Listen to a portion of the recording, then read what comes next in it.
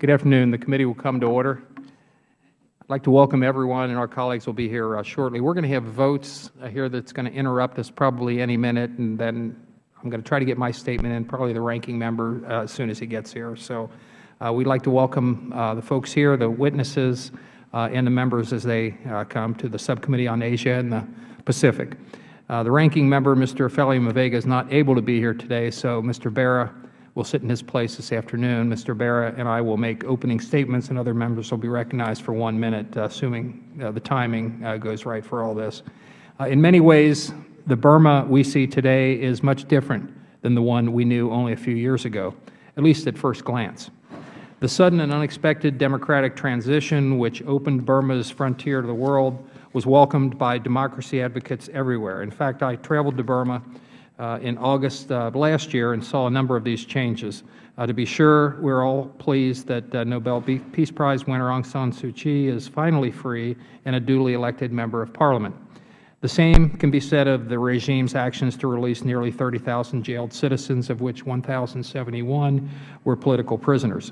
However, as we have seen, the political and social situation in Burma is extremely fragile, and there is still much work to be done. The escalation of human rights abuses committed by the Burmese military and the civil unrest between Burma's Buddhist majority and Muslim minority is threatening the progression of future political reforms. Regrettably, the rise of anti-Muslim violence has so far displaced over 250,000 individuals, destroyed over 10,000 homes, and killed nearly 300 people. Evidence shows the Burmese military perpetrated some of these attacks directly. In other situations, the military and police just stood by and watched the violence unfold. What is not often mentioned is that over the last year or so, nearly 1,000 Rohingya and 200 Kachin prisoners of conscience have been arrested and detained for their religion or ethnicity, or practicing their right to freedom of assembly. This, I think most would agree, is unacceptable. A year ago, President Obama received 11 commitments from President Thein Sein, which were reaffirmed in May when he made an official visit to the White House. However, those commitments remain largely ignored. These unfulfilled promises include establishing a UN High Commissioner for Human Rights office, allowing international humanitarian access to conflict areas, taking decisive action in the Rakhine State to end discrimination of the Rohingya Muslims, and ending illicit weapons deals with North Korea, among others. Despite substantial evidence that reforms are languishing behind a corrupt governing system that is still being manipulated by the veiled hands of the military, the Obama administration has moved forward with offers of more rewards, deals, and concessions. Over the last year, the administration has lifted investment sanctions, lifted import bans, allowed Burma's military to observe Cobra Gold, the largest military exercise in the world, lifted visa bans on top Burmese politicians, hosted President Thein Sein at the White House, signed a trade and investment framework agreement, began the process of admitting Burma into the Generalized System of Preferences program, and initiated military-to-military engagement. It is as a result of these actions that today's hearing is being called to examine the administration's decision to transition from an action-for-action engagement strategy to one that I believe it labels as proactive. This contrasts with America's long-standing Burma policy that enjoyed support on both sides of the aisle. Years of bipartisan cooperation of Congress, which resulted in the imposition of widespread sanctions on Burma, is now, I'm afraid, being overlooked. As the administration has raced to turn Burma into its success story, I believe its engagement strategy has lost sight of the realities on the ground and has become hasty and, I'm afraid, also misguided. I do not believe the administration has provided enough time for nascent political reforms in Burma to take root. As a result, it's premature to assess whether the changes we have seen are genuine, because Burma has not yet demonstrated it is committed to a long-term path of democratic governance. Constitutional revisions that implement reforms at the central and local levels have not occurred. So until this happens, all the optimism and hope is purely speculation. Specifically, I want to focus on the administration's unilateral decision to pursue engagement with Burma's military.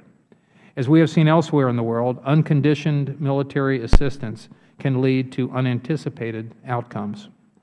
Absent any fixed expectations or benchmarks to measure reforms, the U.S. is throwing away what may be, since most sanctions have been lifted, its last point of leverage that could help foster further reforms in Burma. In early June, then-Secretary Leon Panetta stated that the U.S. was interested in improving its military ties with Burma if that country continued implementing democratic reforms and improved its human rights record. Less than 6 months later, reforms have stalled, and the country faces a situation U.S. Ambassador Mitchell calls, quote, 2 steps forward, 1 step back, unquote, and human rights abuses continue. Nevertheless, the U.S. is still moving forward on a policy fueled by hope. The Administration's decision to pursue a military-to-military relationship with Burma ignores and disregards the concerns of Burma's ethnic minorities who continue to express their opposition. They believe preconditions must be first met before these relations progress any further. With that in mind, I hope today's witnesses will finally detail the Administration's short and long-term plans to implement its policy, including how military engagement will end the Burmese military's perpetration of human rights violations, help Burma achieve national reconciliation, reform Burma's constitution, or create an independent judiciary. And I hope we can learn how it plans to proceed in working with military leaders who have not demonstrated a sincere interest in reforms, have not ended violations of human rights laws, have not adhered to ceasefire agreements, and have not held their own accountable for their horrendous crimes. Without such a roadmap, it remains very unclear whether future reforms in Burma will be consistent with goals established under U.S. laws. Lastly, the reopening of the USAID mission in Burma was an important step in our engagement strategy because there is a critical need for Americans on the ground to assess what is actually happening there. At the same time, with all these lingering concerns about Burma's future, it is prudent that U.S. assistance is targeting those areas and helping those communities in most need. So I hope today's witnesses can also provide us with more details about the growing foreign assistance budget for Burma and those areas where additional funding has been requested. And I would also note that we'll be welcoming the gentleman from New York, Mr. Crawley, and the gentleman from Arizona, Mr. Franks, this afternoon. They'll be joining us. I ask unanimous consent that they be permitted to speak and ask questions after members of the subcommittee have done so without objection so ordered. Obviously, Mr. Ami is not here yet this afternoon. Mo, would you like to make an opening statement? Okay. Then what we'll do is go into recess here while we go over and vote. We'll be back in a little while. I'm not sure how many votes we have.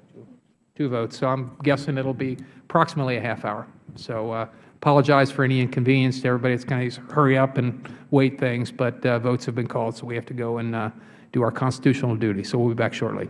So we're in recess. Thank you.